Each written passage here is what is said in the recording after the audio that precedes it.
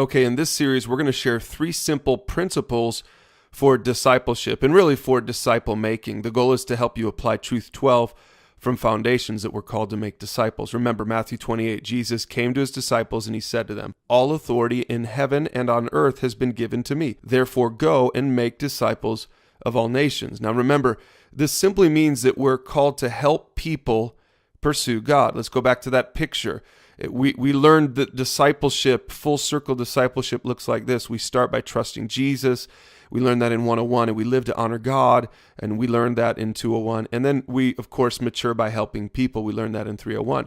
But it can be intimidating to think about this disciple-making process. What will you say? What if you're rejected? It seems easier to just leave it alone and leave it for the professionals. But remember, we mature by helping people, and so ultimately this means that we should help them to pursue God. So here's what I want you to know. Jesus isn't asking us to do these things. He is not asking you to be obnoxious.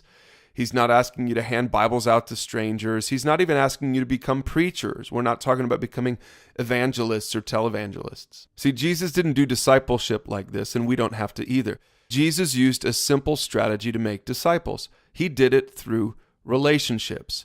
John 1, verse 38 says, Jesus looked around. He saw a bunch of people following, a couple of John's disciples, John the Baptist. He said, "What do you want?"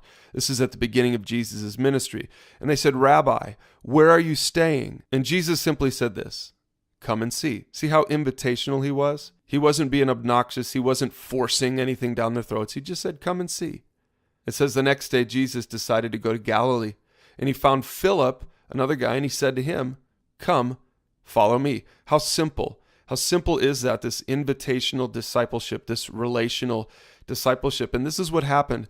For the next several years, Jesus just walked with these people. He was just in relationship with these disciples. And then toward the end of John, he said this. He's talking to them and he said, "Guys, I've loved you even as the Father has loved me. Remain in my love."